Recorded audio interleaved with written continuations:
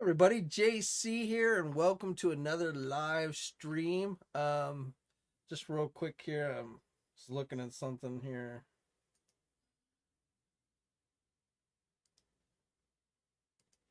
Looks like some Mattel's making some wrestling reveals or something.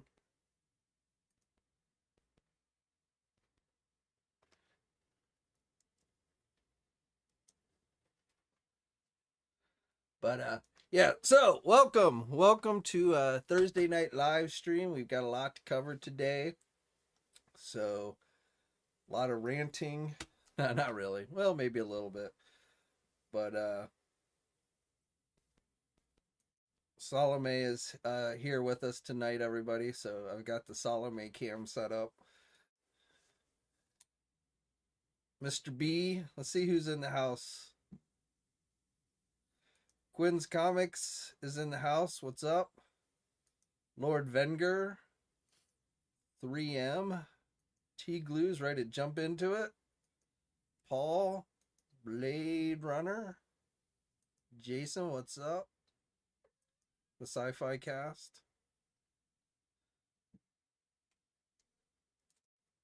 Oh, Salome is leaving. Bean, what's up?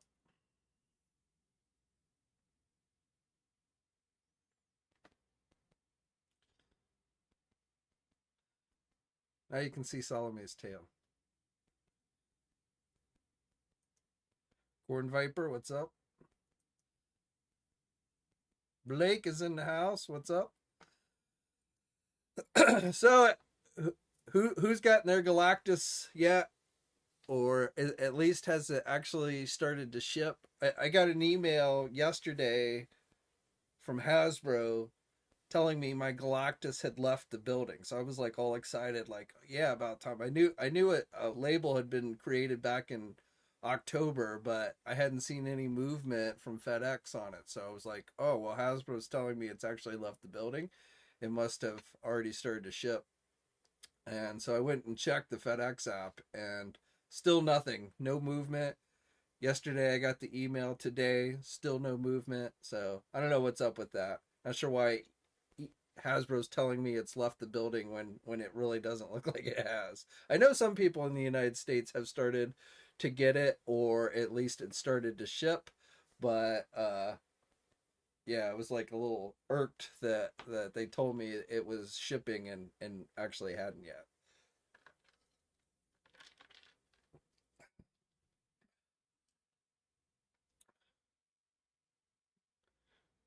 Bean says, well, mine, like, if the FedEx app tells me estimated arrival date is tomorrow, but that's bullshit. I mean, it said that since the label was created back on October 12th. So, but since FedEx hasn't actually picked it up and started shipping, there's about as much chance of it showing up tomorrow as me hitting the lottery. So, unless like somebody if FedEx forgot to like scan the tracking label, I don't think it's actually started to ship. Jerry says yours has left the building. Awesome. Well, and again, I know some people's have. I've someone told me that theirs had left the building the other day, and theirs looks like is actually going to show up tomorrow. And I've seen some people posting images that look like have already gotten there. So Scourge says he has not gotten an email from Hasbro.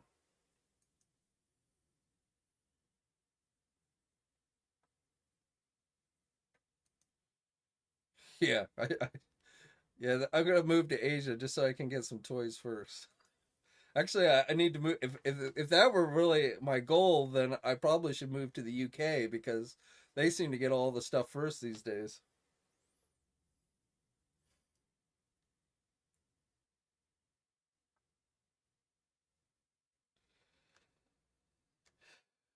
Rashid says, kind of regret not backing Galactus, but I didn't really have the cash. I mean, you got to do what you got to do, man. I know it sucks when you see people getting stuff that you wanted and you didn't get, but you know, you got to do what's best for you financially. So it sounds like you probably made the right decision. And if down the road, you get extra cash, I mean, I'm sure you'll still be able to get it. You'll have to pay more, obviously, on the secondary market, but my guess is you will get another shot if things work out or what have you.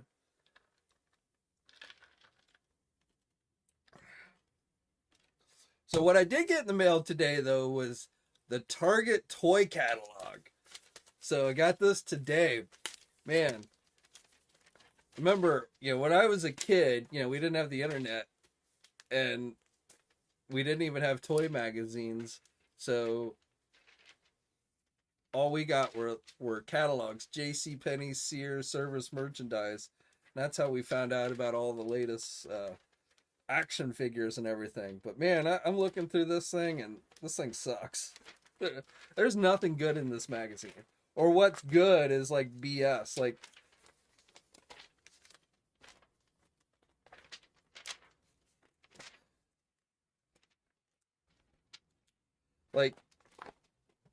the PS4. There hasn't been a PS4 in any of the Targets around here on the Target website since the damn thing came out, 3 years ago? Put PS4 in your magazine like you have that in stock. Give me a break.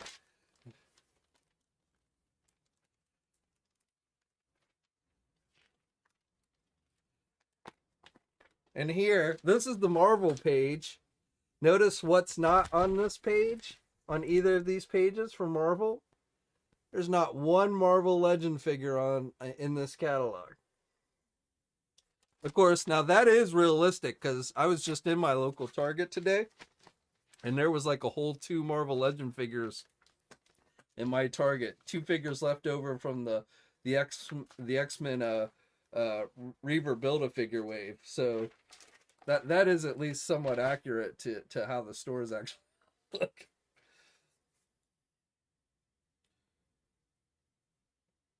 Or PS5, yeah, whatever. It ain't there, whatever it is. Yeah, I have actually a PS4 down here, but I've yet to see the PS5. Corn Viper. Well, there's truth to that. I mean, Hasbro definitely wants kids to be buying Marvel Legends. I don't agree with a lot of what Toy Guru says, but if he said something along the lines that Hasbro is still making Marvel Legend products for kids as well as adult collectors, that I would agree with him on. Dave, yeah, J.C. Penney, Sears, and Service Merchandise. I don't know if everybody had a Service Merchandise where they live. I don't think Service Merchandise was a national chain. I think they were mostly on the East Coast, but they always had a good catalog with a lot of toys. And then J.C. Penney's and Sears were the 2 big ones.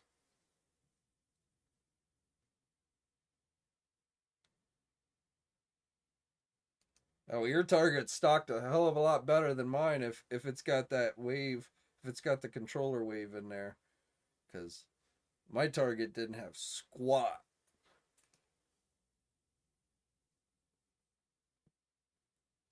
And then we have Walmart. So look, Shazam, the gold label Shazam and Dark Flash, they're in stock on Walmart's website. Let me get them. Now I've added them to my cart. Let me go to my cart and check out. Oh no! Out of stock. Out of stock. If this isn't the biggest bunch of BS, this is like every time I see these figures on here, this is what you get. Now I don't really care about the Dark Flash, but I have been trying to get the Shazam figure, and then I like how it tells me that 100 plus bought since yesterday. So I've checked this site throughout the day, today, and yesterday, and this thing wasn't readily available. So if they sold 100 plus of these figures since yesterday. You know who bought those? Scalper bots, not actual collectors. I mean, a few collectors may have been able to grab a few here and there, but if they had this many in stock on their website, this thing, if it was just collectors buying it, this thing would still be available for purchase. So this right here, when I see this and it tells me 100 plus have sold since yesterday, it tells me the scalper bots are buying up all this crap. And I saw this like a week or so ago. It was like 4 in the morning, and I saw this. It was like, we just sold 100 of these at 4 in the morning, and it was like, yeah, what, to scalper bots?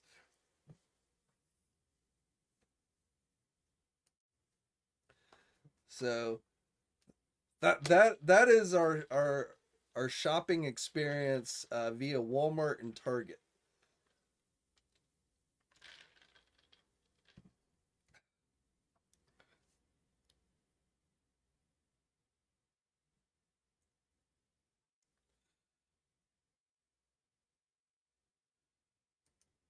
Curtis, what do I think? You mean on 10/27, the premium member only live stream where Hasbro wants you to pay $50 so that you can see toys that they want you to. Oh my god, if that's not more bullshit. Um I don't know. I don't think we're going to see a whole lot. I think we'll see one item for each of the brands because I mean, what the reveals are going to come on the weekend during the MCM convention. So this the 10/27 thing is just kind of a warm up for MCM, which kicks off that weekend. So which Hasbro will be attending. So that's I wouldn't expect more than like one item for each brand to be shown during the 10/27 thing. Which of course you don't, if it goes like the other premium live streams that they've done in the past, you don't actually need to be a premium member because all Hasbro does is they just create a private link, which means, if you do a search, you can't on YouTube, you can't find it. But and then they mail out the link to the live stream on their YouTube channel to everyone who's a premium member, and then you just click on the link and you can watch it. There's no verification that you're actually a premium member before you're able to watch it. So anyone who gets the link, and of course, the link always manages to get out there into the public. So once everyone has the link, anyone can watch it. So if you're paying $50 so that you can watch this live stream, I mean, no offense, but you're an idiot. Uh, but for the reveals, I'm expecting probably one reveal per brand, and they announced the brands that they were going to show: Dungeons and Dragons, Marvel Legends, GI Joe, Star Wars. I think I forget what else, but I would expect during the live stream there's going to be a lot of fluff kind of stuff, but like one reveal probably per brand.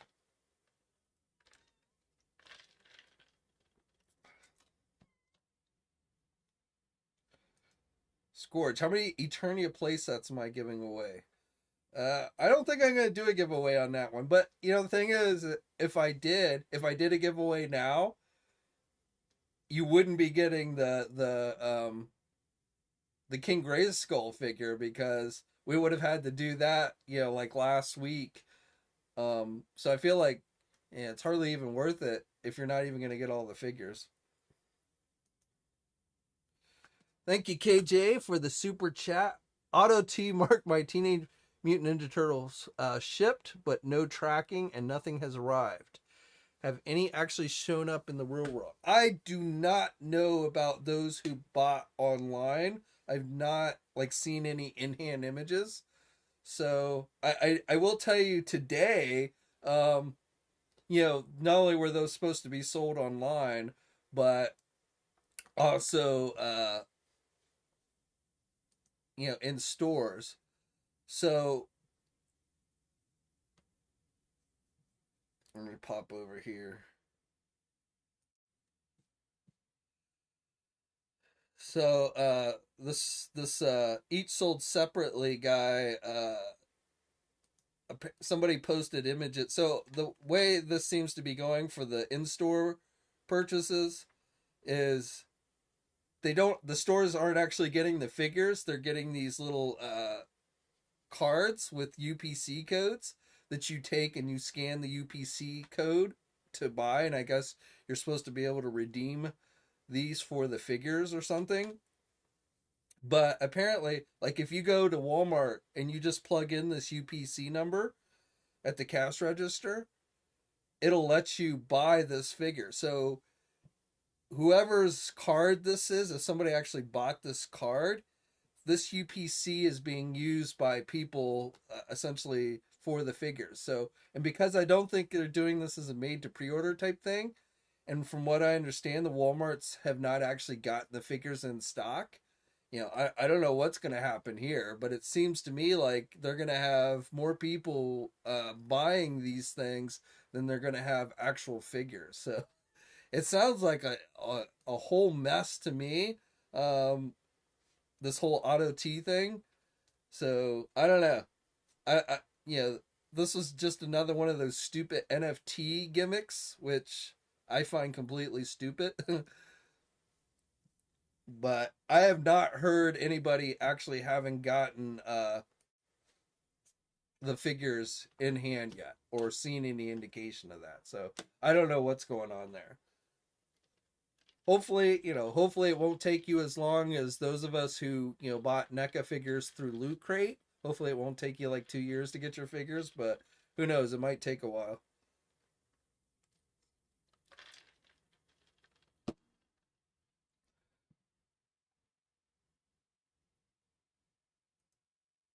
Why is Walmart getting so heavily involved in NFT money laundering scheme? I don't know, man. Here's my thing. Walmart maybe should think about investing in cardboard boxes that they can ship out their products in as opposed to envelopes before they start investing in anything else.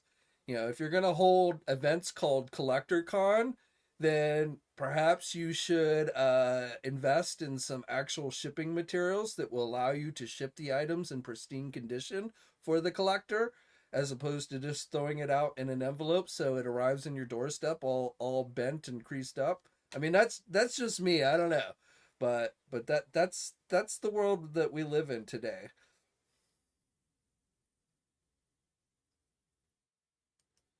Palpatine, how I'm doing pretty good.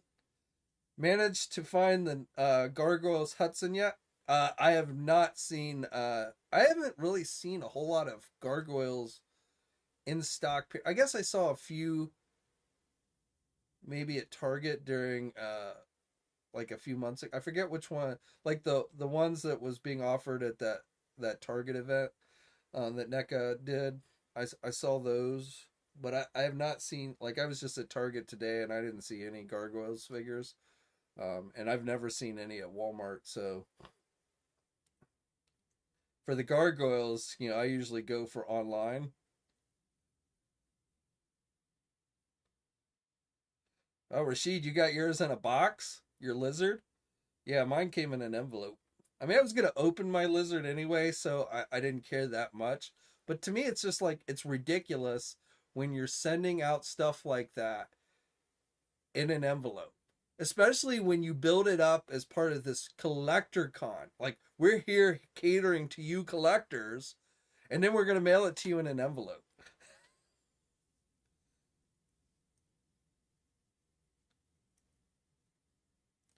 I wouldn't blame I would never go into a Walmart store and start yelling at the poor stalker guy, the guy stocking the shelves, or the guy at the cash register. I mean, those guys don't have any say in any of this stuff.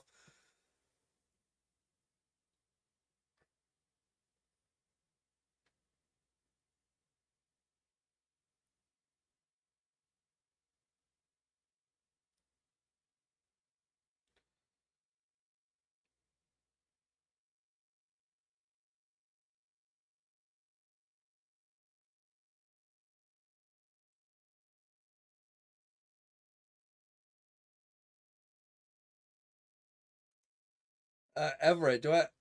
I have not heard of anything more at this point, but with another season of Stranger Things coming, my guess is we will see more. But I have not heard anything specifically other than what's already out there on shelves, Everett, for Stranger Things.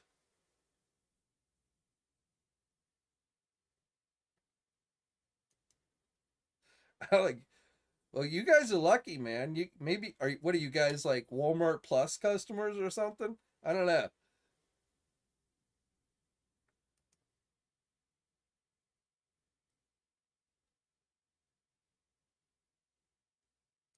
Squirt says they canceled your bat and Outback, but still charging your card. Well, I definitely would be contacting Target about that at the very least to make sure that usually they don't charge your card until they ship. Isn't I don't know. My I have yet to get a single one of those Tiger Force or Viper or Python Patrol figures from Target. I keep getting like every week I get an email on the Outback telling me it's been delayed. Like it gets pushed a week. And so every week it's one of those where every week I get an email telling me it's been delayed another week. So I've just kind of like, yeah, whatever.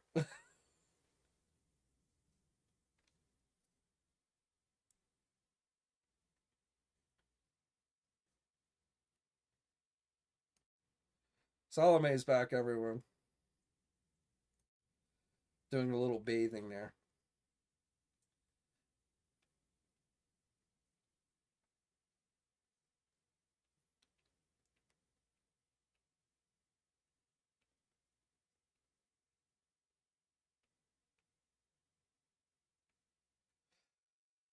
So what about today's Marvel Legend reveal with the pretty boy figure? I always forget about these 20th of the month reveals.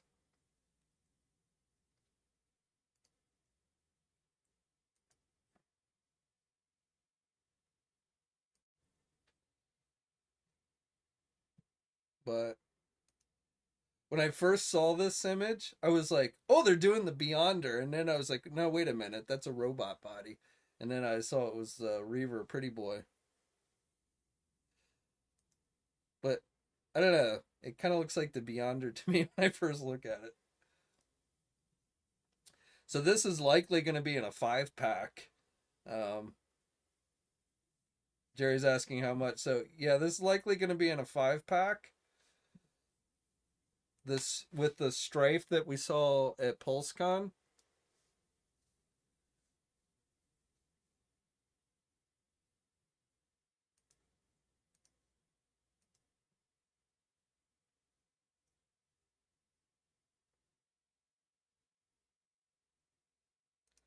Let me get to the just in case you guys missed it.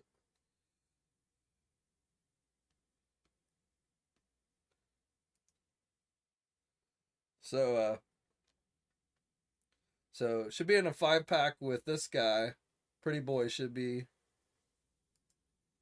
And then the others are Vertigo, which was one of the Marauders. Random, Zero.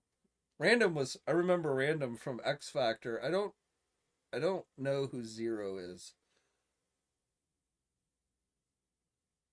That's the only name I didn't recognize from that 5 pack, but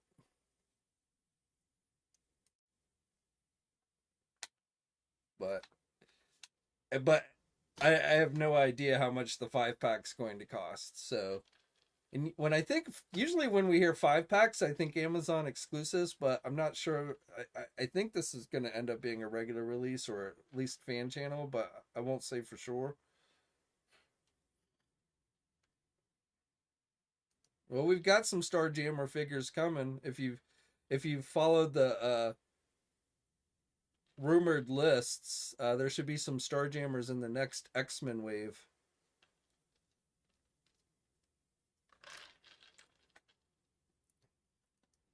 Zero is from the Mutant Liberation Front. I don't remember him. I'll have to Google him because I cannot put a face to that name.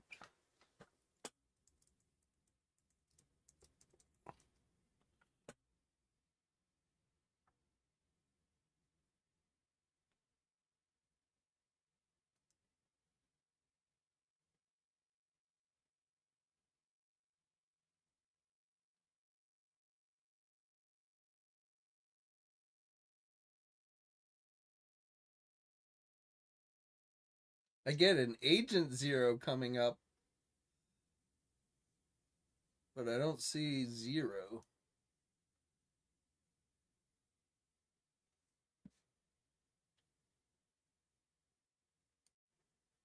Is this him?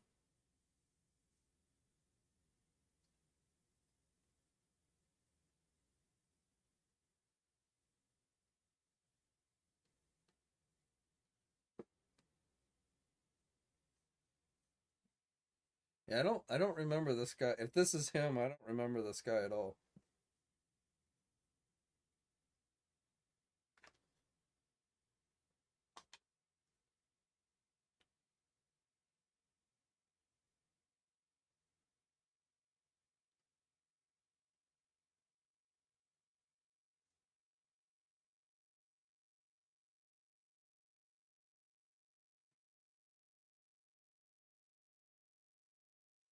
Corn Viper. Will there be another old? No, this is all mutants. No Spider-Man in this one.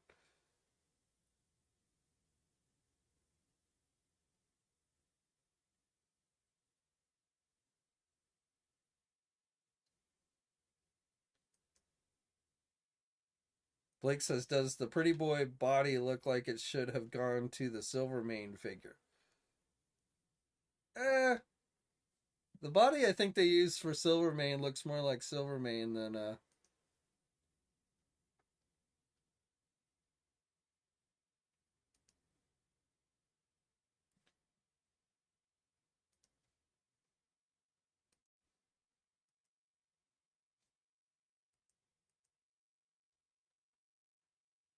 think that I think that looks. I mean, I don't know.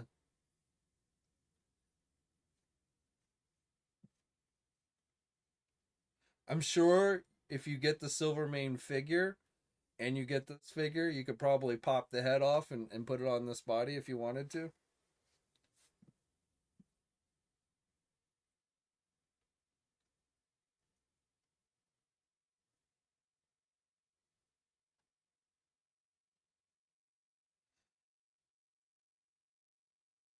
Hey Kyle, enjoy Black Adam. The reviews have not been kind for the movie, but hopefully it will end up being good anyway. Definitely stay for the after credit scene if you haven't already seen it when it leaked out online. I'll probably go see it this weekend.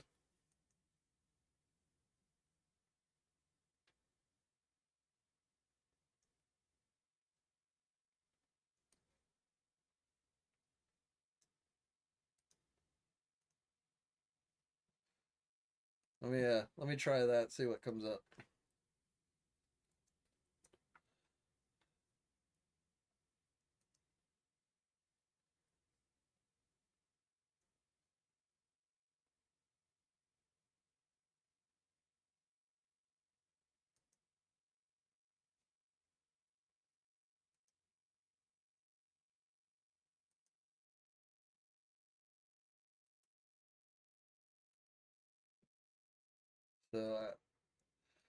So, just a totally white body with a zero in his head and a zero in his chest, huh?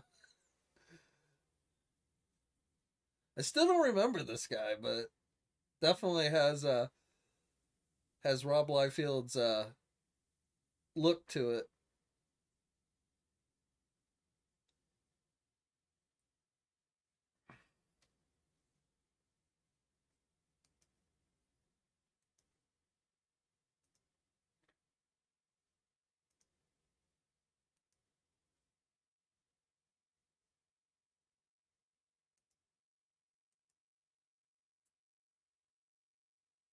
I don't know what to say this. All right, so all white, all white outfit with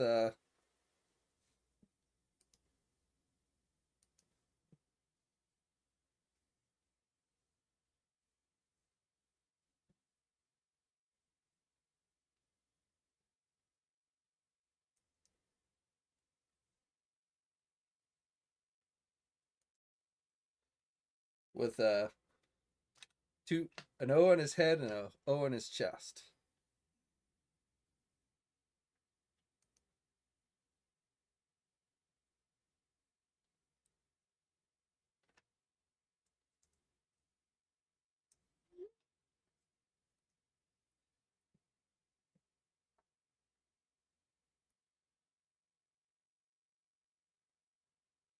Sith happens. Love and Thunder was tough to watch. I mean, I've seen worse movies, but it certainly wasn't. I, m- as I've said before, I thought they overdid it with the comedy. Uh, asking three, yeah. The reviews on Black Adam from the critics have been horrible, but kind of take those with a grain of salt.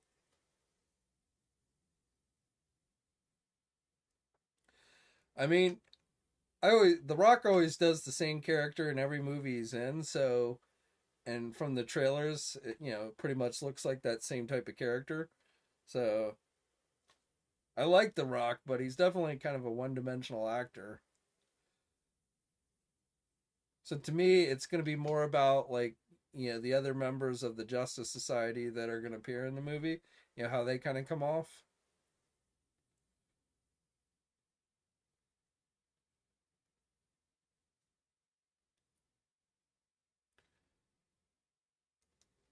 But at the very least, Black Adam has looked like one of the most interesting DC movies I've seen come out in a long time. So I'll probably go see it this.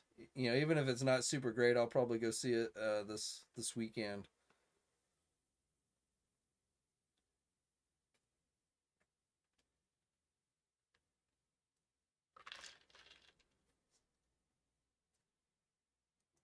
Blake, why does The Rock keep saying this is the most important movie of his career? Well, I made this comment on Facebook the other day, and if you really look at The Rock's movie career, he has never had where like he was the sole star of the movie.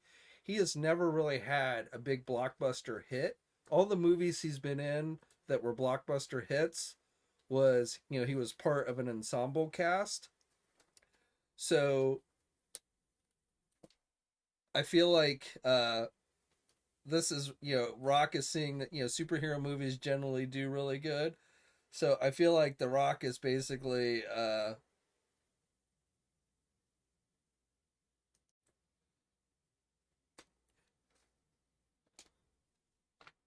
Salome's eating the Target toy catalog. So,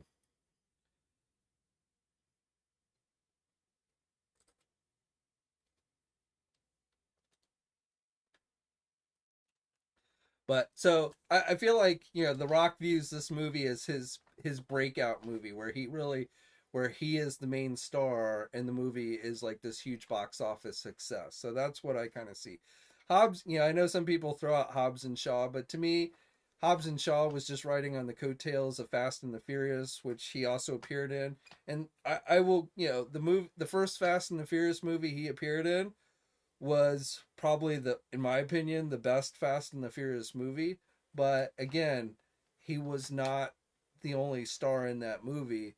Um, so that's what if he's saying that, that's probably why, is because, and obviously the DC universe has kind of been in a rut. So I guess he thinks that this is going to kind of relaunch the entire DC universe of movies and get it on track. Though, like I said, based on the reviews that are coming out on the movie, I don't know if it's going to go that way, but we shall see. KJ, yes, Salome found a use for that Target catalog.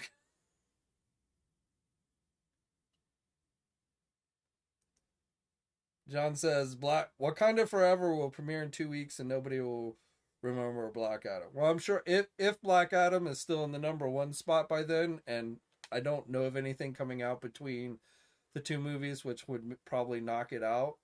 I'm sure Black Panther will knock Black Adam out of the number one spot in the box office. But you know, if Black Adam has a strong showing at the box office for 2 weeks and straight, that would probably constitute a successful movie. But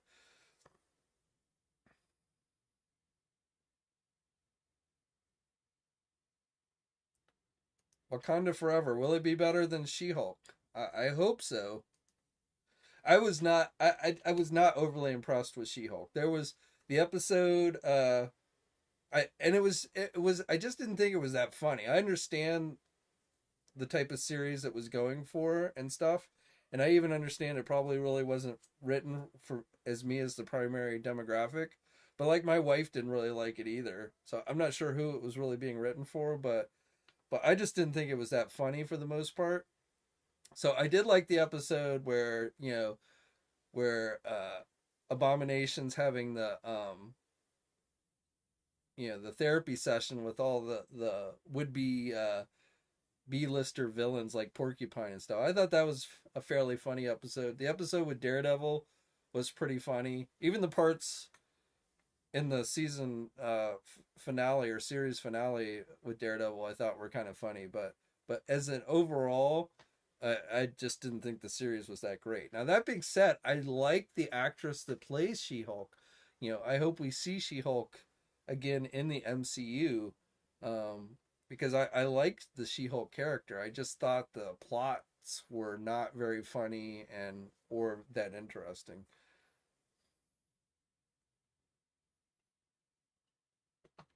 Yeah, I was just thinking about that today. Like, what is I don't even remember for sure what the next Disney Plus Marvel series is. Is it Echo? I want to say it's Echo, but I'm not sure what the next one is.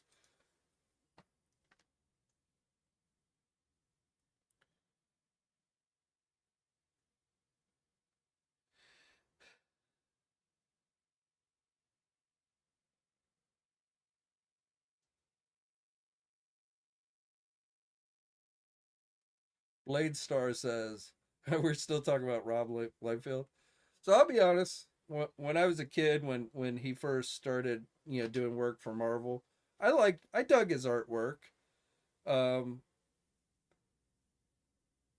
I think he was very much, trying to copy McFarlane's style. I mean, McFarlane was the one that invented that style of art, and McFarlane obviously is a much better artist than Liefeld was. But I always like Liefeld's art and like X in those early X Force issues. Now, I did not like his Captain America. He sucked at drawing Captain America.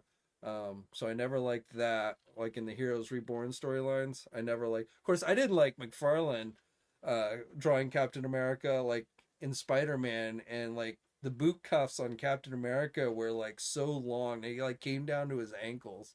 So I didn't like um, some of McFarlane's interpretations of Captain America either, but I didn't hate Liefeld, his artwork as a kid.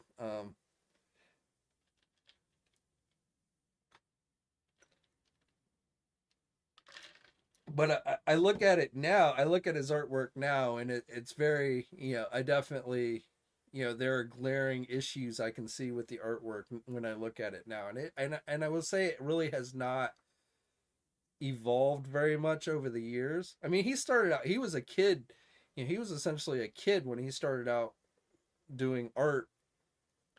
I remember that Levi jean commercial he did when he first started to become a name. Um, but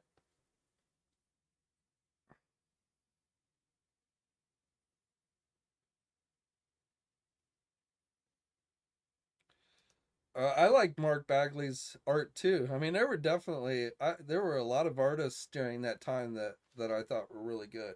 But like I look at a lot of comic book art today, and I'm like, man, this sucks. No disrespect to the comic book artists of today, but I've not been super impressed with most of the comic book art that I see, coming out from new creators these days.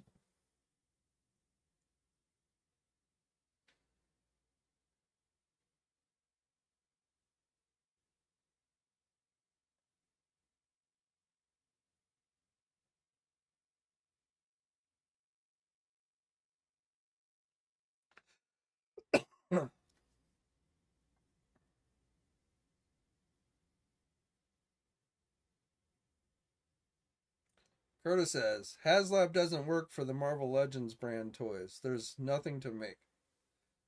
Well, I wouldn't go that far. one failed Haslab doesn't.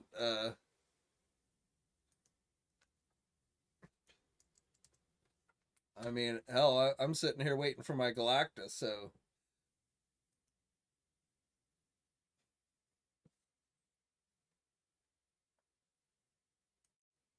but good old Ghosty, I think is pretty much DOA. There is no saving this thing at this point. 5,019 backers. So yeah, it's getting pretty close to dropping below 5,000 with just 11 days to go. Over 11 days to go. This thing is a failure.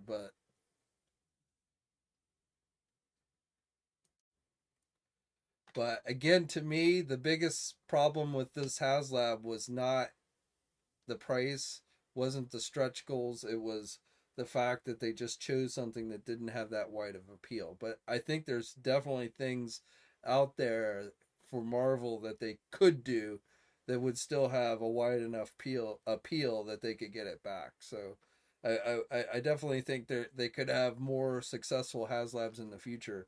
Um,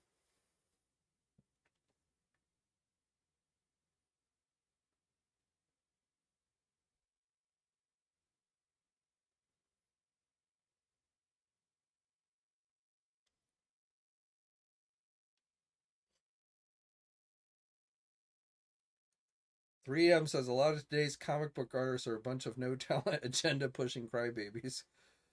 I, I don't even honestly I don't even know who Tom Taylor is. I don't, but I mean my biggest problem with comic books today is they're just too expensive. I mean I see the action figure collecting hobby essentially going the same route as comic books where they become just so expensive that there's still people who buy comics, but I don't think they're anywhere in the numbers that they were like in the 90s. So in general at least. So I feel like and I my feeling is the biggest reason is the prices. So I feel like that's where this hobby of action figure collecting is kind of heading as well.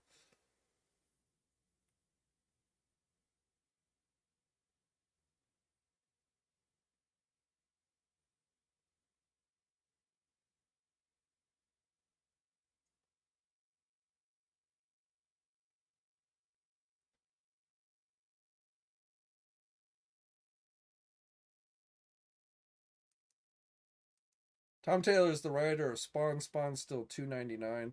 Well, I mean, $3 isn't cheap for a comic. It's better than $5 that most of them seem to go to for today. But yeah, I would consider $3 a cheap comic book. Um, and I've only, I have all the original Spawn issues, but I bought it more because I was an idiot and I thought they were going to be worth a lot of. Some of them, I guess, are worth some money, but I did not like the writing in the original Spawn comics. The thing I hated about Image Comics was the art was fantastic, but it was a bunch of artists who didn't know how to write, and so I was never a huge fan of most of the early Image comic titles out there. So I just never really got into Spawn, even though again I have all the early issues of Spawn.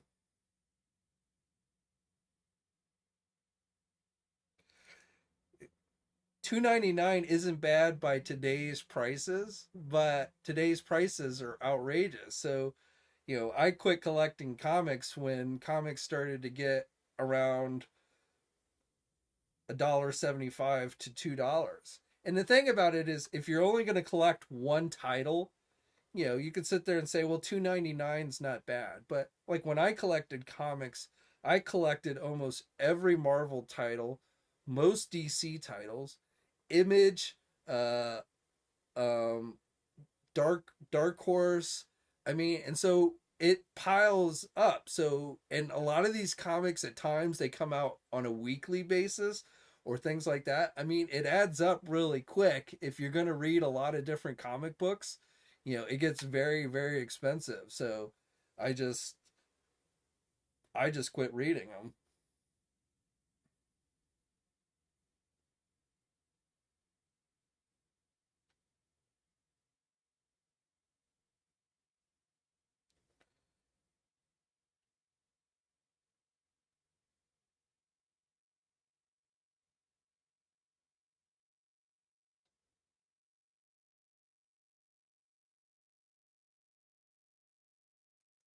I was in grade school too. I mean, I collected comic. I started collecting comics when I was in like heavily collecting comics um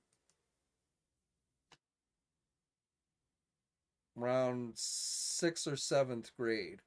So, and I collected comics really heavy through all of high school, through most of college, and even into, even for a few years after college, I collected a lot of comic books, but it just got to the point where it was getting too expensive. And I will also say that I did feel like the quality had gone down some, but it was like you were paying more for less. And I kind of lost interest in them. And I've periodically gone back and like when I read a comic now, it's usually I'll buy it digitally. I don't usually buy physical comics anymore, but I'll read it and I'm like, yeah, it's okay, but just not really worth spending getting invested in and spending a lot of money on.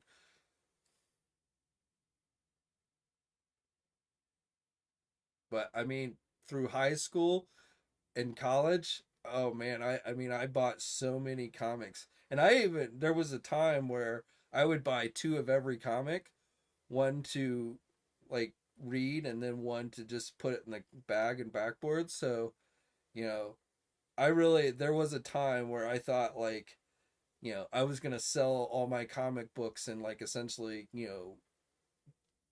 retire, type deal. Like I was always expecting that this was going to be like the next Superman #1 or something like that. And it never happened. That bubble burst in the 90s and it was like,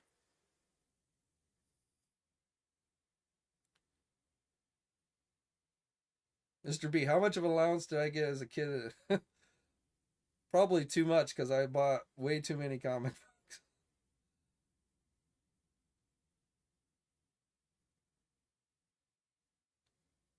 And my parents encouraged me to buy comic books because those were the only thing I would read. Like I didn't like to read as a kid, so comics was really something that really got me into reading.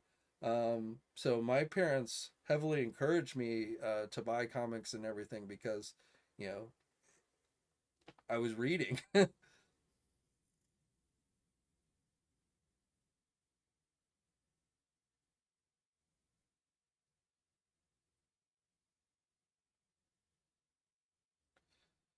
Well, and I used to do that with action figures too. Like back during the 5-inch Toy Biz days, I would often buy two of those, one to open and one to keep on the card back.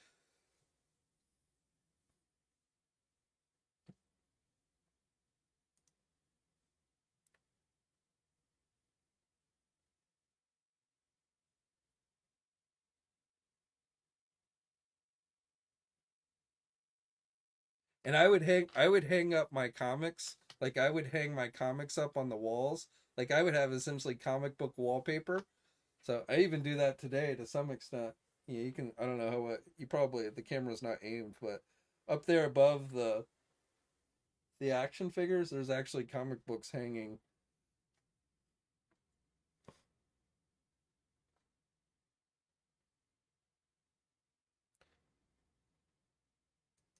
What do I like to read today? I honest, I mean, I'll read an occasional book, but I do most of my reading online. So I read toy news basically. But my wife reads all the time. I mean, like when she was a kid, like when I was a kid and got grounded, it was, no TV for a week. My wife, when she got grounded, they took all her books.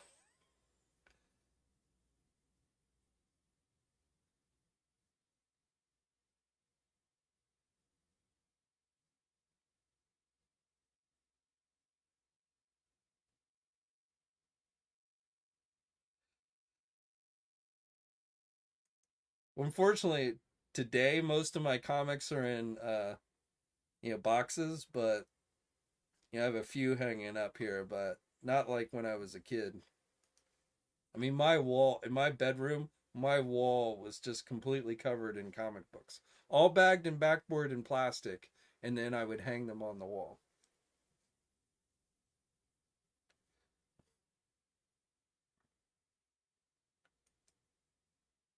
Let's see. I married. Well, I married shortly after college, so I was in my early 20s.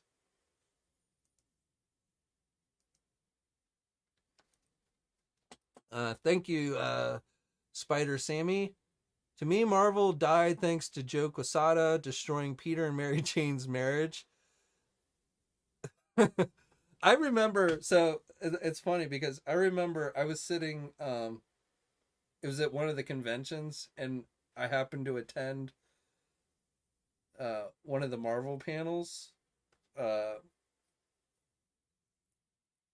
I don't know if it was San Diego or New York. Might have even been like Baltimore Comic Con or something, but he was in there and he was talking about that. He was talking about how he hated the fact that Peter Parker had gotten married to Mary Jane and that he so much wanted to essentially get rid of that. So I remember back when he first started, mentioning that, and like he thought that was the worst thing that ever happened to Peter Parker was that he got married to Mary Jane. And I have that issue. I remember when that issue came out when he and Peter got married, or he and Peter when Peter got married to Mary Jane, and like that was like a huge deal, and like they did like this mock-up thing. I think they made like a real wedding dress, and if I remember correctly, that was like a huge deal when that happened.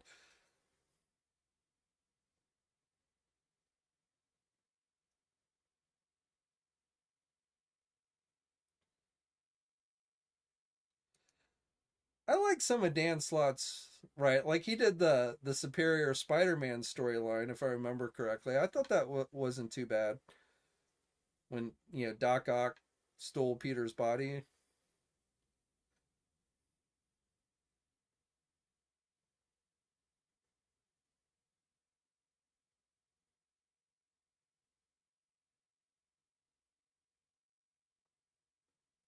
I've never read One More Day, so I'm not that up on that one.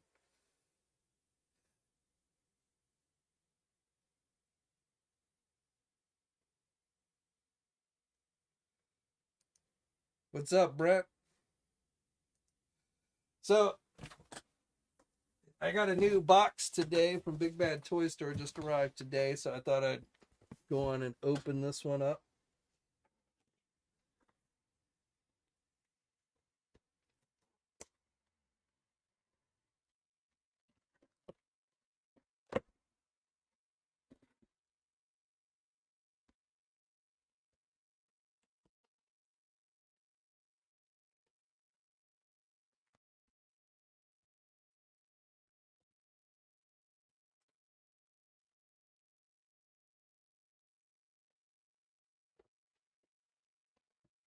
Oh,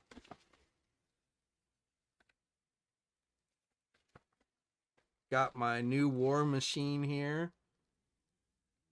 I haven't decided if I'm gonna get that Marvel versus Capcom War Machine, but I did end up picking this one up.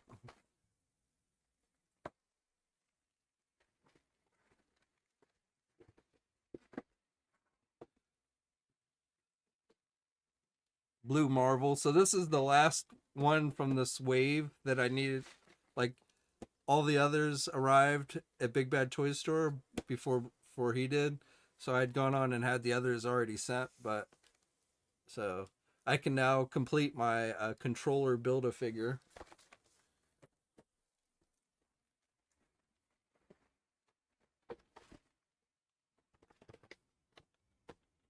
So, all right, it's not amazing. So, Masterverse Skeletor from the Netflix series.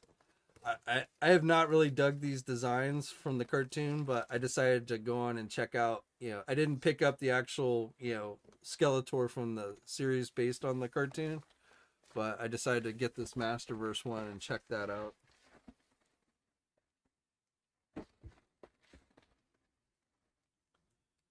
Zodak, the new Eternia version.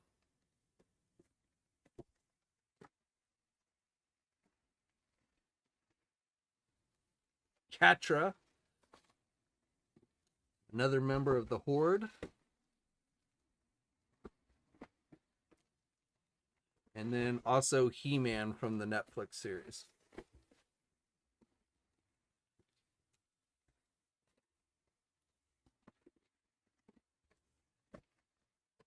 I feel I don't know, but I got these just to check them out, but honestly I'm like I've got so many He-Man and Skeletors now that I feel like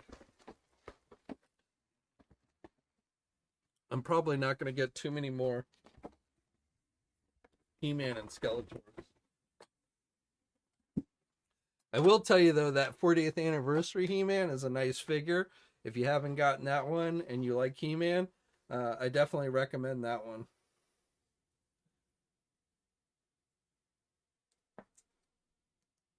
HollowNet says, got the 40th He-Man and Catra. Nice. And the Hordak and the She-Ra, the deluxe Hordak and She-Ra figures, those are really nice as well.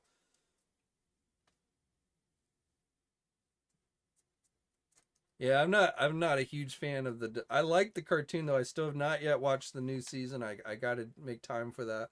But I like the cartoon. I just don't really like the design. So I have not really bought any of the toys from that cartoon. Jerry says he started to get bored with He-Man CGI. Don't tell me that. I still got to watch the season.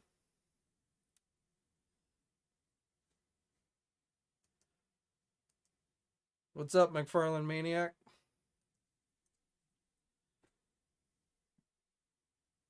Yeah, the blade. I'm still on the fence on that battle cat from Mondo. It looks nice.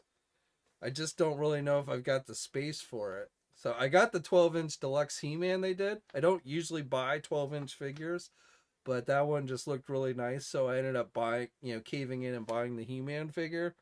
But I'm still on the fence about whether I want to get Battle Cat or not. It's really expensive, and I just don't know if I have the space for it.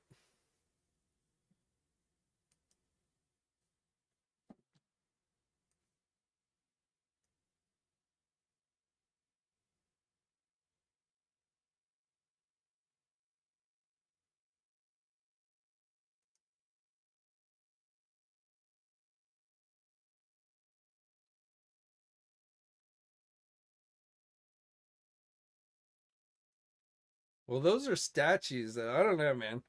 I mean, that's not a line I ever really collected, but it's not really what I would consider movie maniacs other than name. So it's based on just Warner Brothers properties, and from what I could tell, they're mostly just statue. Exotic Carfax says Battle Cat is a must. It looks good. It definitely looks good. And I mean, where I'm at is where I'm like, I've got the He-Man.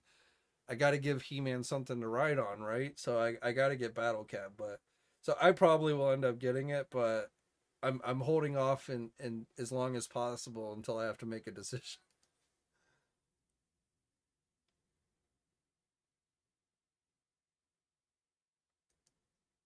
I don't know if I'd call them artist proof, but if you're talking about those weird colored He-Man figures that they have up on Mattel Creations, then the answer is yes, but they're not called artist proof. They're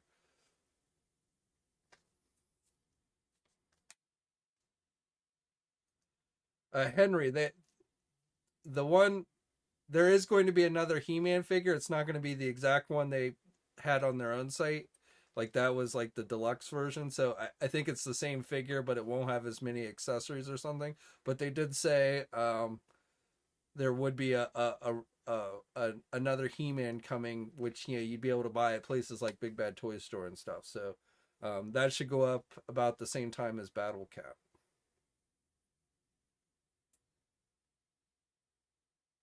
John says, waiting for the new Evelyn goddess from the Revelations. Yeah, that looks pretty good.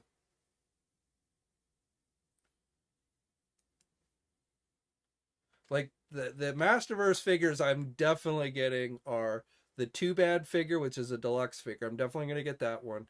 The Manny Faces figure is going to be a definite get for me. Um,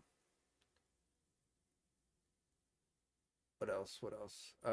I will get the Sorceress from the Revelation series that we saw at San Diego Comic Con. Um, I will probably get the Sunman and the Pighead figure for the Revelation line. The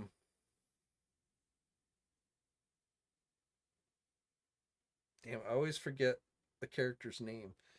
The the sorceress character that works for Hordak. I don't know why I always forget her name, but I'll get her. Roboto, yes, I will get Roboto, Mr. B. Definitely get Roboto. Um, Frosta, I will get.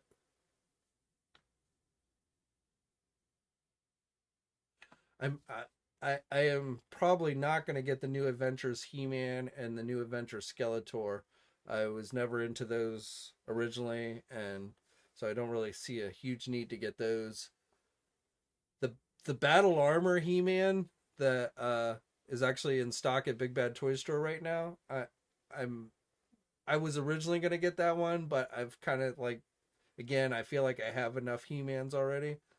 Shadow Weaver. Yeah, I don't know why I always forget her name, but yes, Shadow Weavers I definitely will get.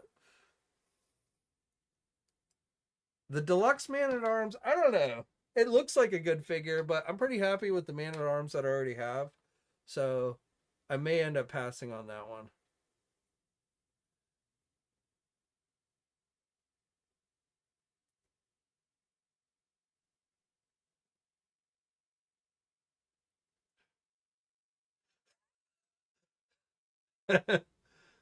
DSS strap He-Man on to save myself $500.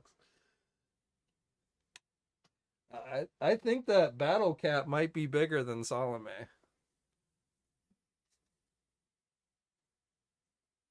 I'd have to put him on my other cat Finn, who's a bigger cat.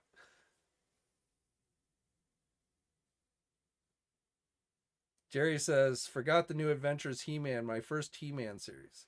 See, if like I was into the New Adventure He-Man series when it came out originally, I'd be more inclined to get those. But I've never watched a single episode of that cartoon, so I don't know. Like I have the Revelation He-Man, I have the 40th anniversary He-Man, I have the He-Man in the San Diego Comic Con 2-pack, which is essentially another 40th anniversary He-Man. I have the CGI series He-Man. Um, I don't know. I just don't need that many He-Man.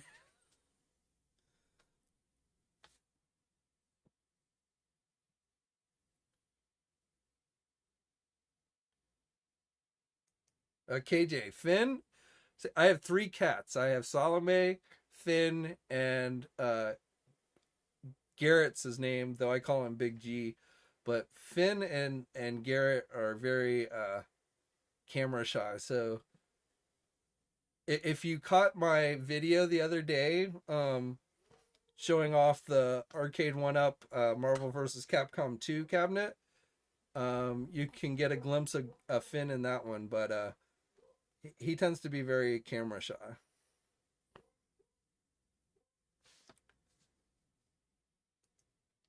Henry, I don't think Battle Cat will be at Big Bad Toy Store, but there will be a He-Man that I believe will be at Big Bad Toy Store. It's not the exact same one that was on Mondo a month or so ago, but there will be. Yeah, they generally do like a Mondo exclusive version, and then they do a regular release version. So He-Man, there will be a regular release version. I don't think there will be a regular release version of Battle Cat. So I think if you want Battle Cat, you have to get him off of the Mondo website.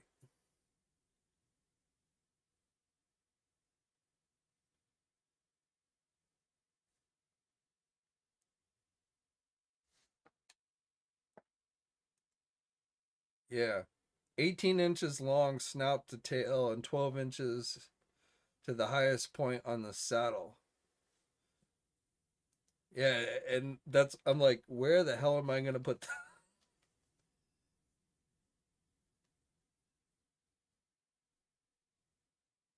And that's what I mean, that's the cat itself. Then you put a 12-inch figure on top of that, and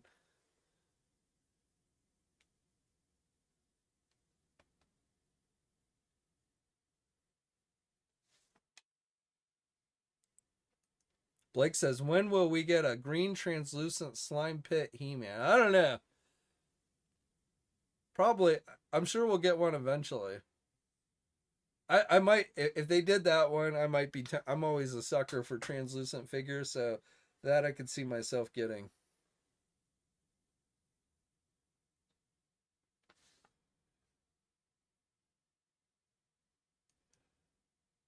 Well, you got to keep in mind they make the like I don't know exactly how many they're gonna make, but I guarantee you that Battle Cat is not going to be made. The production run of that Battle Cat is going to be very small, so I think that's why they limit it like that, and that's also why they tend to be so expensive.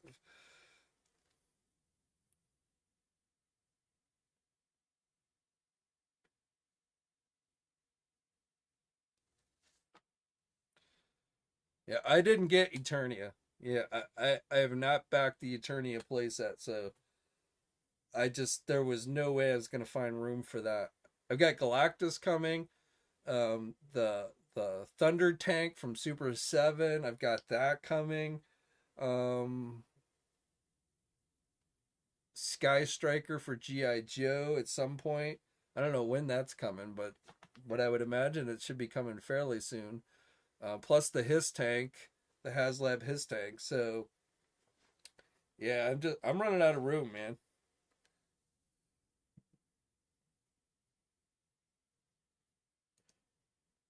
Well, if I had to pick between the Ghost Rider Haslab and Battle Cat, I'd probably go with Battle Cat.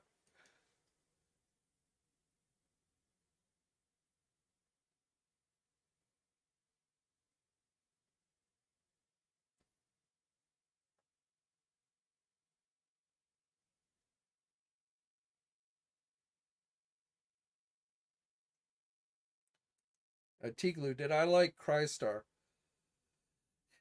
I remember having one issue of the comic, but and maybe one action figure, but no, it was not something I was heavily into.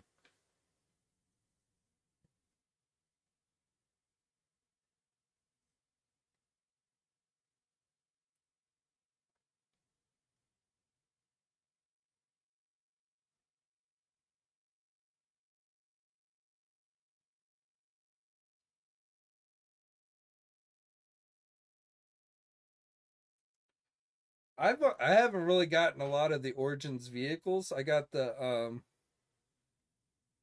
Sky Sled and I got Battle Cat, obviously, if you want to call that. But I have not really gotten any of the other vehicles for the Origins line.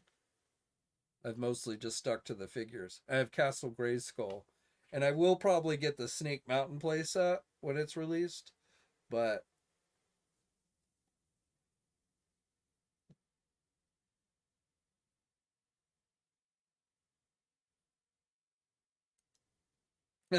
does my wife ever look at the size of my package? Nah, my wife knew. Yeah, my wife knew what she was getting into when we got married.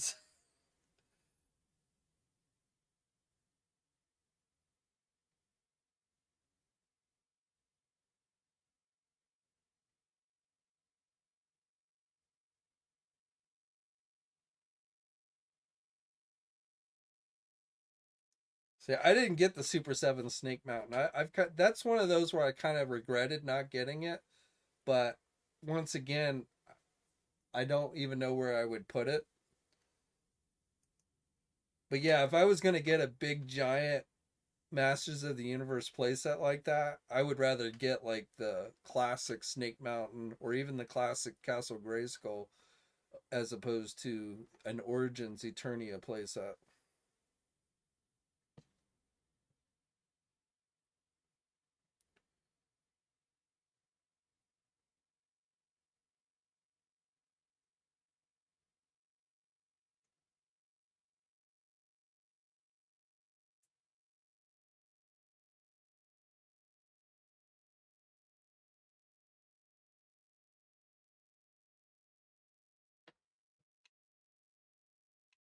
So speaking of the Eternia playset, let's just peek in on that one, see how it's doing. The first stretch goal on that one was unlocked today.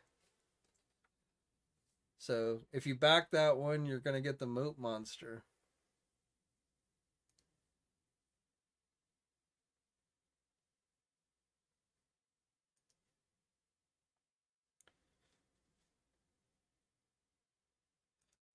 So we're sitting at 8,027 backers now. So it definitely looks like it's kind of slowing down. Be interested to see how long it takes to get to 10,000 backers. But now that you no longer get the King Grayskull figure, I have a feeling that's going to slow down, the number of people who are willing to back it.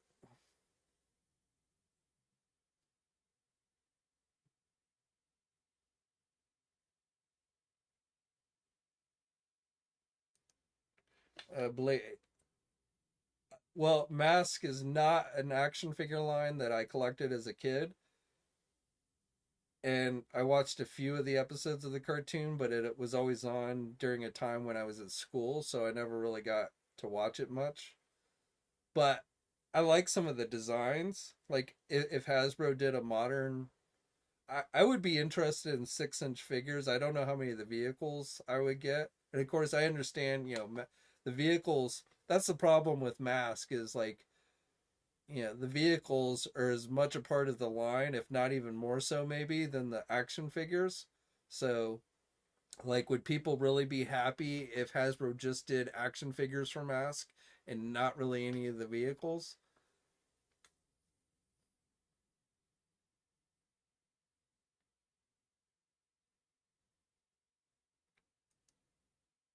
KJ said, well, I feel like cutting off King Grayskull could backfire. Yeah, I mean, not backfire in. I mean, obviously it's been funded, so it did its job, but I definitely feel like now that it's no longer available to folks, that, again, you're going to see less people backing it as, for the remaining time, the remaining 20 days. So definitely I feel like there's a slowdown, but I don't think you're going to see something like we did with the Haslab one when it missed the early bird figure and everybody started backing out of the campaign. So I don't think you're going to see that with the Mattel one. It just may be slower to get to like the 10,000 in the final stretch goal. Um,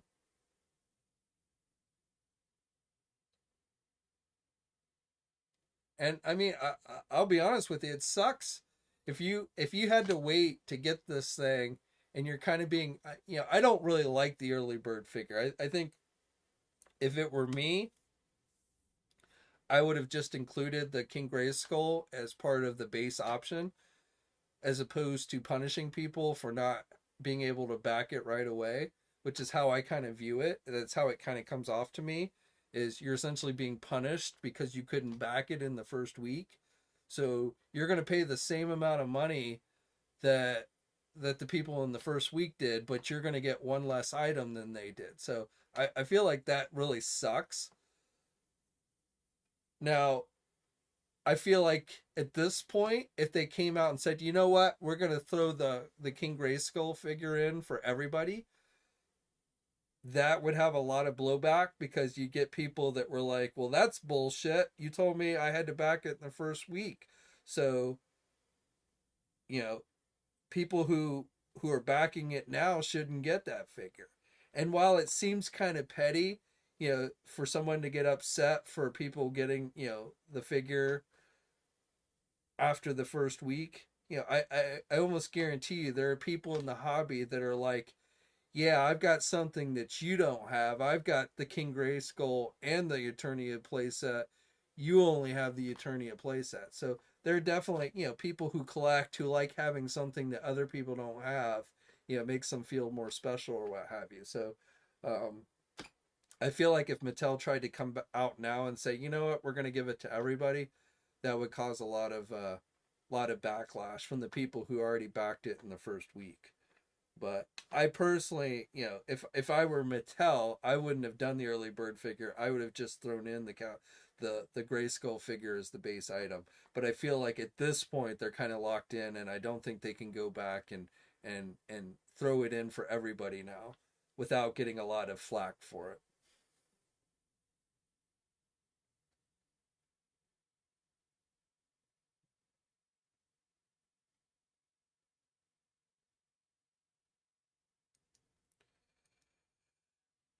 If your crowdfund has no momentum, it dies. The early bird can help. Yeah, I mean that's the idea behind the early bird, but I honestly feel like, I mean, this thing did not get backed because of the stretch goals or even the King Grayskull. This got backed because there was just enough. This was something that Masters of the Universe collectors wanted enough that they were willing to pay 550 bucks for. So, I've said this before, but my feeling is even if this didn't get to all the stretch goals, you're not going to see a lot of people backing out because the stretch goals were missed because they were backing it for the main item. Sure, people, the more you get, the better it is, but I don't think you would see like people bailing on the campaign if they thought like one of the stretch goals wasn't going to be included. You might see a few, but I don't think the vast majority would back out of this campaign. Those who decided to back it, I think were backing it for the Eternia playset, which, that's the big difference between this one and the Ghost Rider, because the Ghost Rider, I just think, failed because of it not being something that many people wanted or were willing to pay that much money for. Um,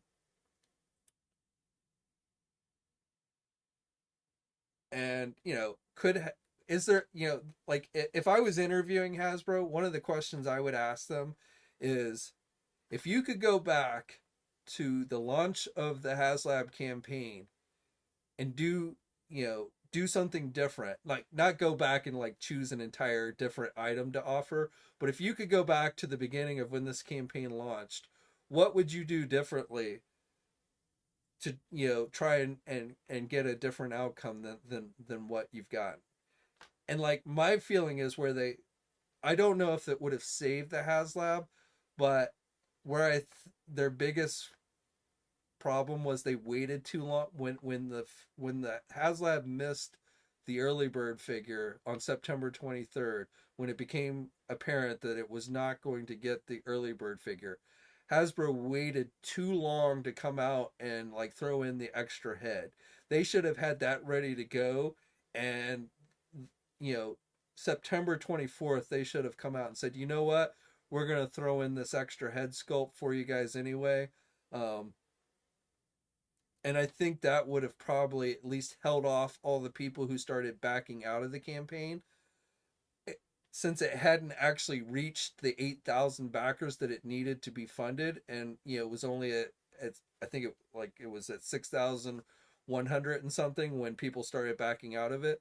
So I don't know if that would have been enough to save the campaign, but I think that would have helped hold off all the people who started just like backing out of the campaign. So it would have, at least it would not have lost all of its momentum.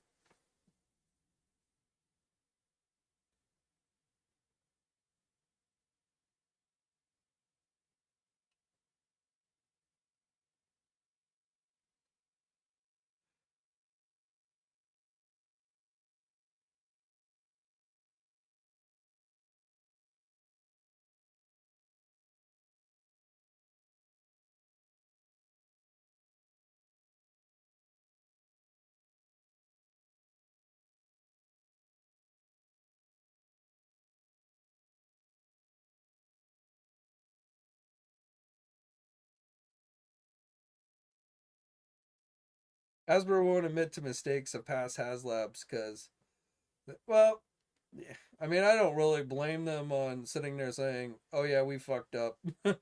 I would never expect them to come out and say, "Oh yeah, we fucked up. We picked the wrong thing. We should have picked something else." Yeah, I would never expect them to say anything like that.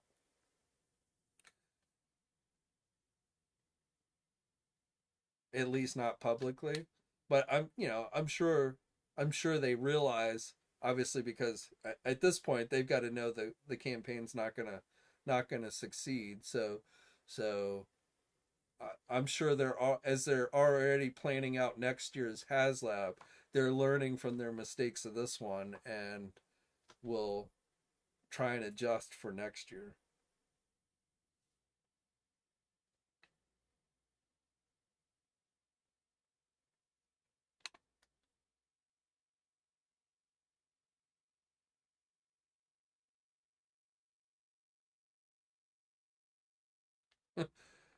Puppy Plex Showcase. Next Haslab will be a bubblegum wrapper with a light up match for $400.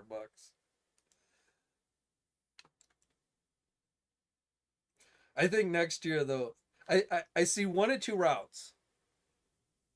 They will either go back to doing like the large scale characters like the Sentinel and Galactus. They'll find another large scale character to do. Or they might even go a little bit different route and do something much cheaper. Like a 4-pack of figures that they can't get out at retail, like Mephisto, and something that's much cheaper. I could see them maybe going that route.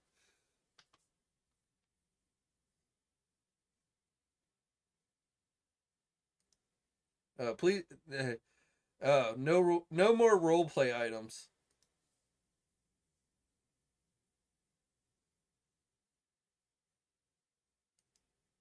They're not discontinuing. They've already said that they're already working on next year's HasLab, so they're not canceling it. And I don't even think that's a fair assessment that there's no fan support because, Sentinel and Galactus, there was plenty of fan support.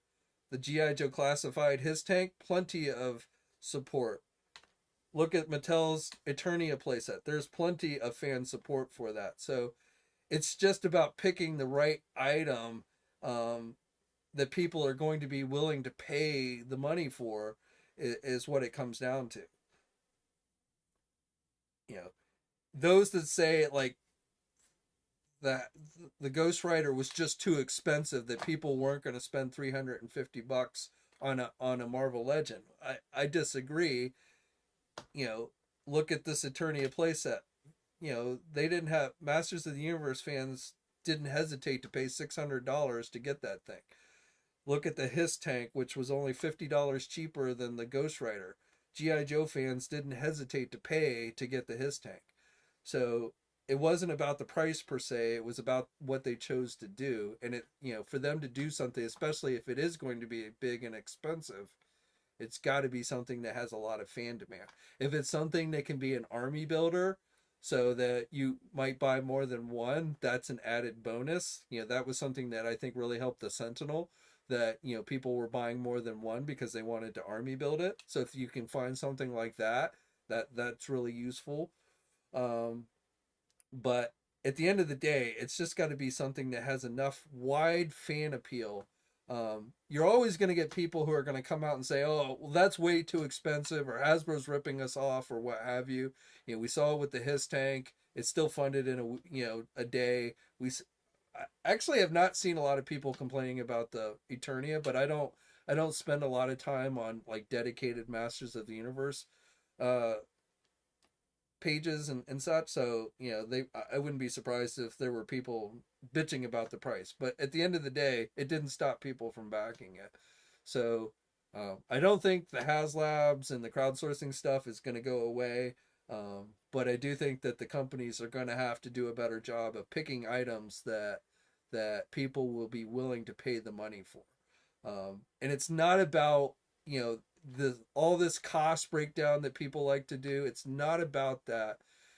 People will buy something if they really want it, regardless of whether it's expensive or not.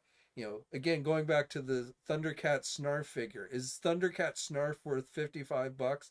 No, but those of us who are collecting the Thundercats figures and those of us that want to complete the entire original team of Thundercats, we're going to get Snarf, and assuming we have the money to spend, we're going to get Snarf whether we think it's really worth $55 or not, because we want to be able to finish out the team.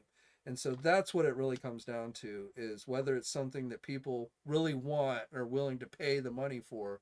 And again, with the Hasbro Ghost Rider, Robbie Reyes, it just wasn't, and that's why I think it failed.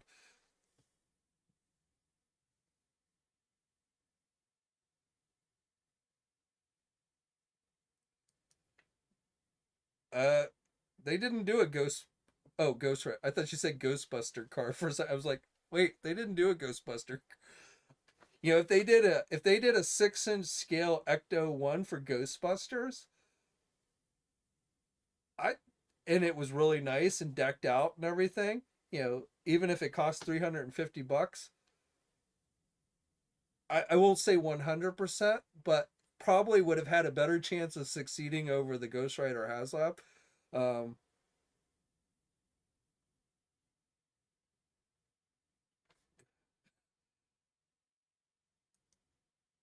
Super 7, I don't know, probably around the same price as the Snake Mountain playset. I forget what that originally cost, but probably somewhere in the neighborhood of, 600.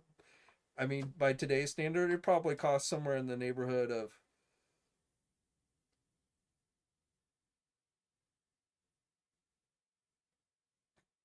well, I would say $600, but I don't know, somewhere in that neighborhood.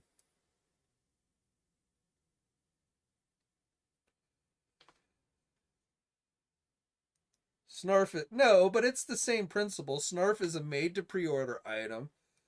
Um, Super 7 does their stuff is made to pre order. So it's done in a very limited production run. That's why their stuff is so much more expensive.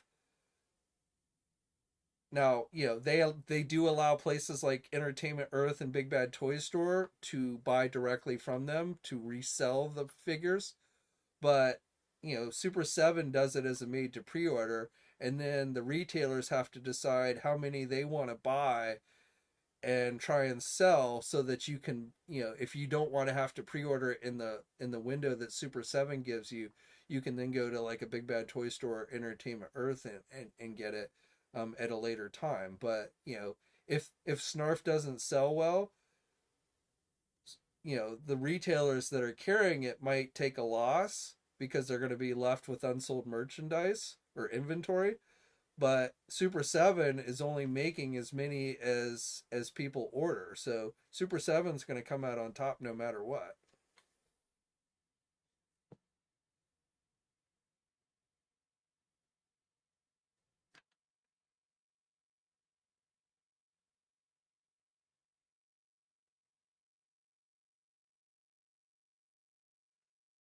I want to get my Thunder tank and figure out where I'm going to put that one before I even remotely think about what I would do with a Thundercat layer.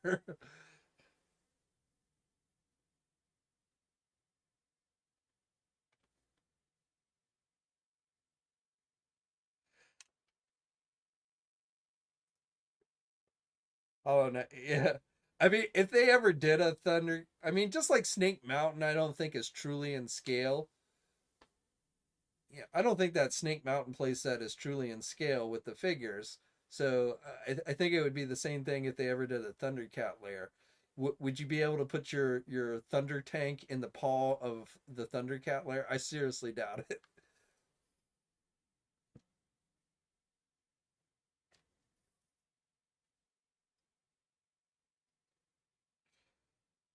So I haven't got my Cobra Commander either. I mean, they have not shipped the first wave of GI Joes yet.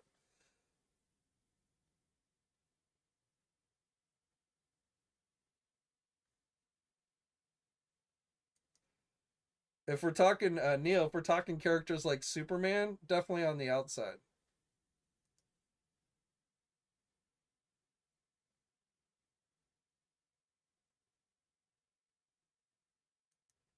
Star Trek Ultimates. Is Super 7 gonna?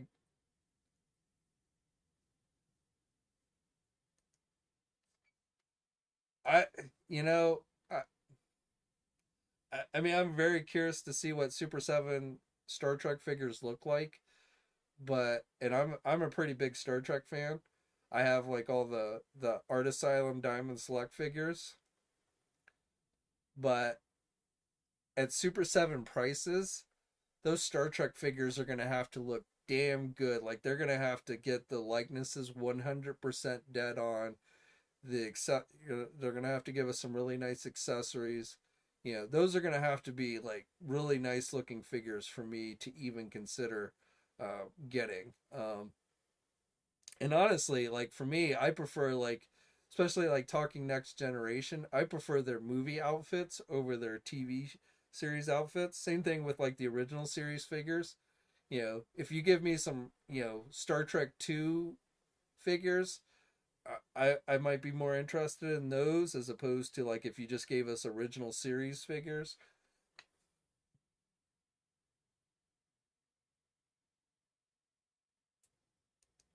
Like I saw those at Walmart the other day, the Star Trek Playmates figures. I got to be honest, they look better in person than they did in the promo images.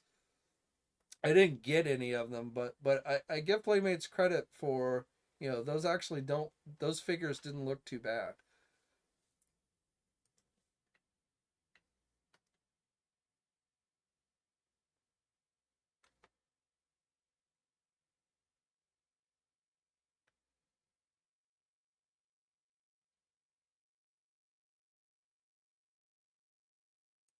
Blake, that would be interesting. Animated series Star Trek figures.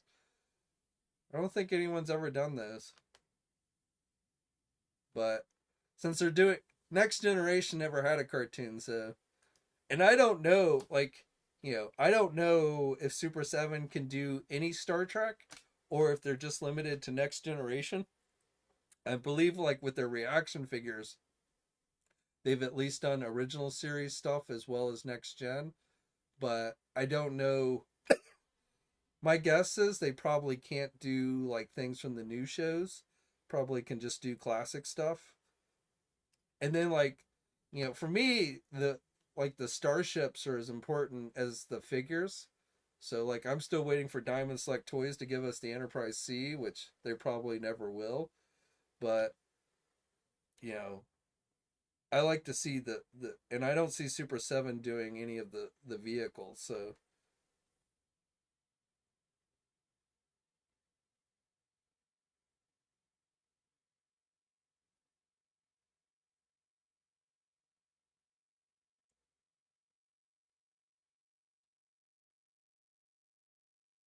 well, the original Playmates figures had an animated look and feel to them, but they weren't technically based on any again, Next Generation never had a cartoon, and even the original series figures weren't based on the cartoon.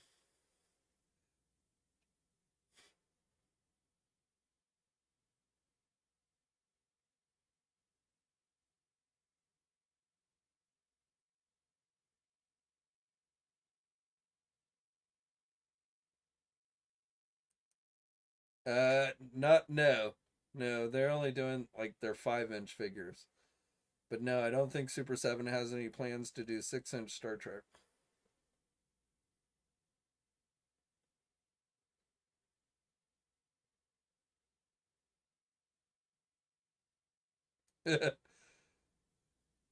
Yeah, the bootleg stuff.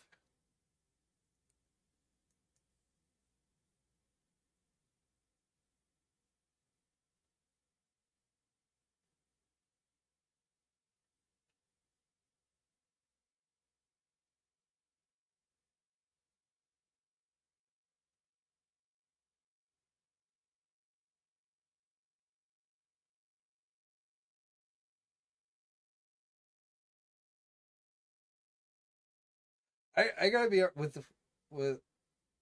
I feel like I don't know what the quality is because I don't have I've never had any in hand from either company, but I feel like the Raymond Toys Silverhawk figures look better than the Super 7 ones. Even though Super 7 is owns the license for Silverhawks, I like the look of the ones from the overseas company. If I was going to collect Silverhawks, I'd probably get those over the Super 7 ones.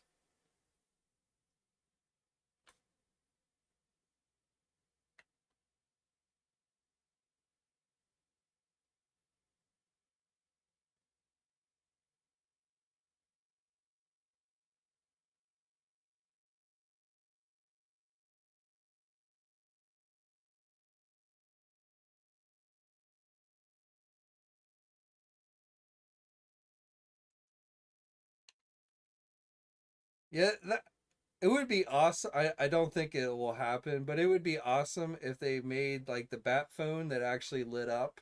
That would be cool, in my opinion. And it would also be cool if they somehow made it so you could like put it on top of the bat cave. Like they give you those bat poles with the bat cave. We're talking, for those not familiar, we're talking about the 66 Batman stuff. Um, and one of the things that's popped up on the distributor lists is a play set for the Bruce Wayne library, in Wayne Manor. So, which is where, they would do the statue, and the library would open and they'd slide down the bat poles. So, if they could like do something where you could combine the two play sets, that would be really cool. I doubt they will, because they're kind of cheaply made. So I don't think there would be a way to do that, but it would be cool if they did.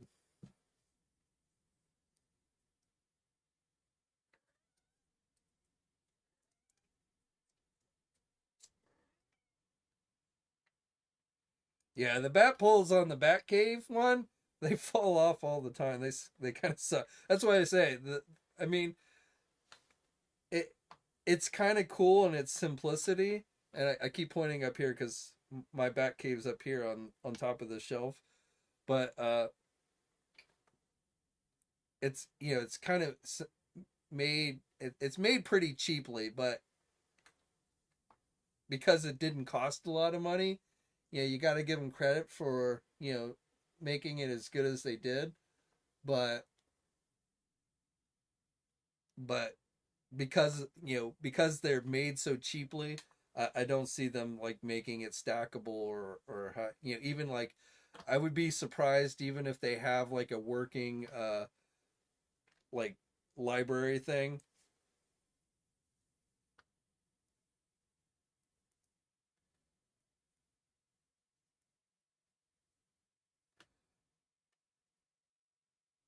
They got the Bat Boat coming. My Bat Cycle finally shipped from Target. I saw it I saw it in the physical Target store last week, but I didn't buy it because I knew I had it on pre-order.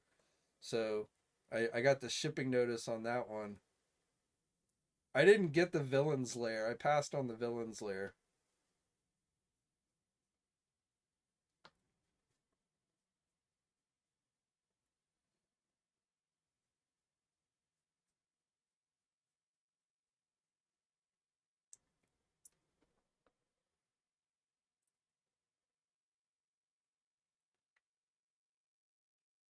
Yeah, the Bat Boat is the Bat Boat looks like it's coming. I give McFarlane credit that they have done a lot more with that 66 Batman line than I thought they would have. So, yeah, and the fact that we're getting Egghead, to me, I mean, King Tut was pretty good, but Egghead, Vincent Price Egghead figure, that is definitely going to be a must have for me. So the fact that they're giving us some of these more obscure villains from that series makes me really happy, because I really thought we'd get the same main villains. Sorry, Salome almost knocked my glass over. But yeah, so I'm pretty happy with that line. I mean, again, it's really cheap. Not a lot of accessories. Most of the figures have no accessories. It was kind of disappointing that Penguin didn't come with an umbrella, but Mr. Freeze didn't come with a freeze gun. But technically, KJ, the Two Face is technically based on the comics, but yeah, the animated movie was what Two Face was voiced by William Shatner. So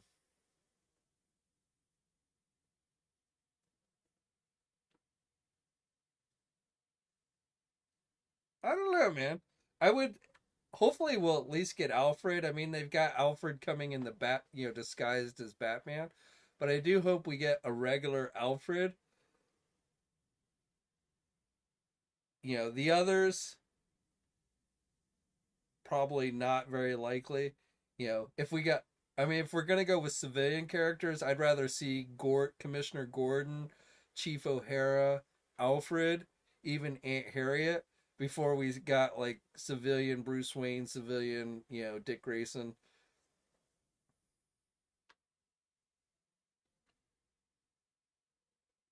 And I don't think we'll get an Aunt Harriet figure, but I could see us maybe getting Alfred and maybe Commissioner Gordon.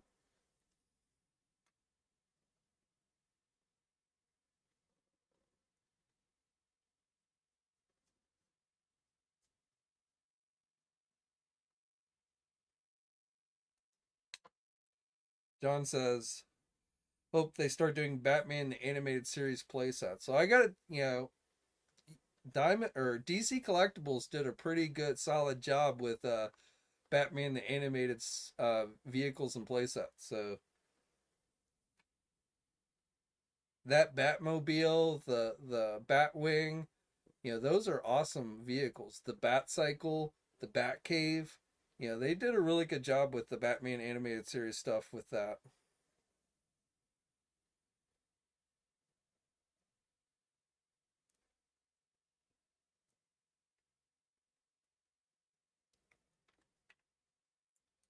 Uh, he's very top heavy. Mine's in a glass case, and I have him leaning up against the back wall of the case. So no, he does not stand very well.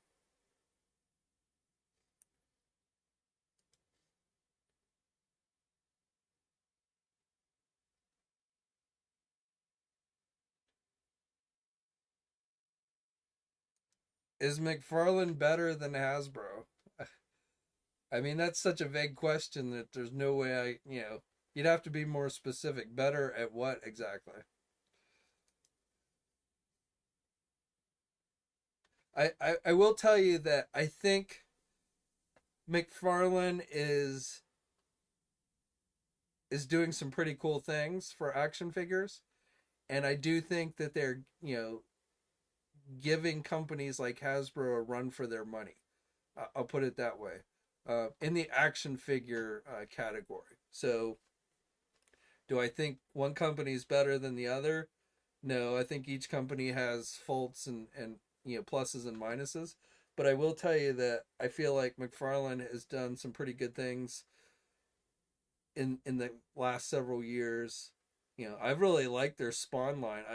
I never collected Spawn figures when they originally came out, but I've really kind of been digging the stuff that they've been doing for Spawn. Um, DC Multiverse, is it a perfect line? No, but definitely, they've kept their prices down more than other companies. They've gotten their product. I am amazed at how fast McFarlane gets something out from the time they announce it and the time it actually starts to ship. Sometimes it's like a week, like they announce it and a week later it's already shipping. So I give McFarlane a lot of credit for that stuff, but there are definitely things I like from Hasbro better than McFarlane.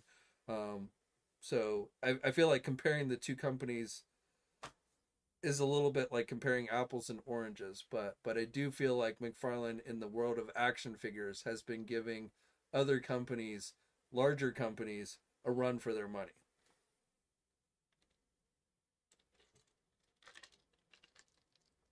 And competition's good.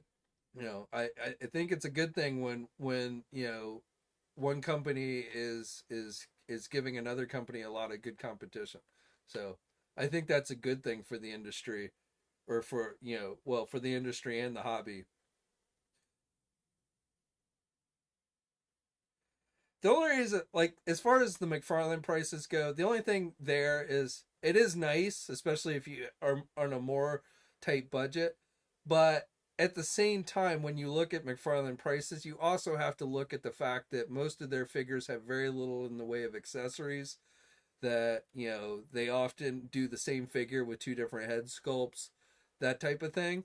So I feel like I'm I'm not willing to give McFarlane a complete pass on the whole price thing, just because you can see they do things to keep their prices down, And again, if you're somebody on a limited budget, you could probably do without multiple head sculpts and things like that. But there are drawbacks to the lower prices that you get from McFarlane. But definitely where they have been shining much better than especially Hasbro, but a lot of companies, is just how quickly they've been getting their stuff out. And until recently, the gold label figures have been not even been that hard to get. Now, these recent ones, the Shazam and the Walmart ones have been, the Nightfall Batman and the Shazam and the Parallax and stuff. Those I think have been annoyingly difficult to get. Um, I don't know if the Target ones have been. I have not found the Kyle Rayner gold label Target figure yet, but hopefully at some point at least they'll put that online or it will become more available. I did see today at Target, I did see the white Deathstroke figure, but I didn't really want that one, so I didn't get that one.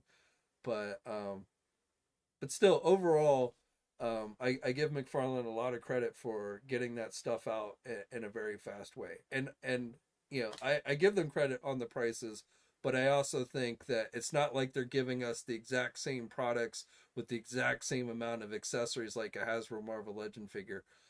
So there are drawbacks there.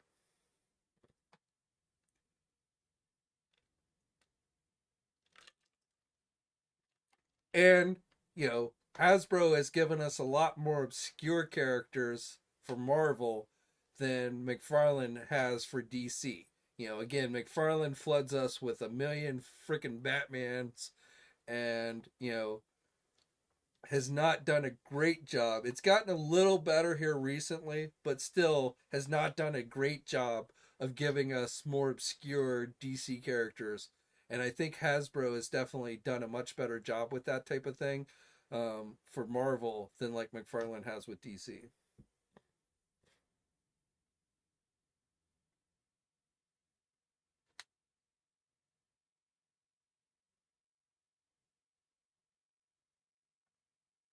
Well, not my like I mean again, I don't go out to the store every day, so I do most of my shopping online these days, and like those Target Gold Label figures have yet to be put up on the Target website.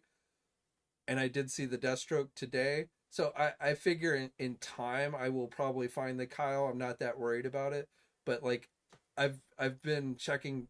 I went to Target last week. I went to Target this week. I've still not seen the Kyle Rayner Green Lantern, the Gold Label one, at my Target store yet. But hopefully, given some time, or hopefully they will get it online or something, and I will be able to get it. But Walmart has definitely been a pain in the ass because of them letting they've done nothing. Walmart has done nothing from what I can tell to stop the scalper bots from buying up stuff.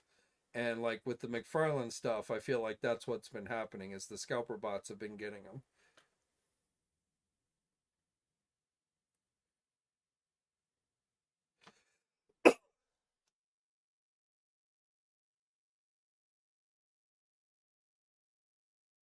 Yeah. To me, it's kind of crazy that we have not gotten a comic book based classic Wonder Woman yet, or some regular version of Wonder Woman. It doesn't necessarily have to be your original. It could be a new 52 look. It could be, but that we have not gotten that to a character like Wonder Woman to me is ridiculous. And I think we've all heard his stance on female figures and stuff, but to me that's just ridiculous that we haven't gotten like at least Wonder Woman. So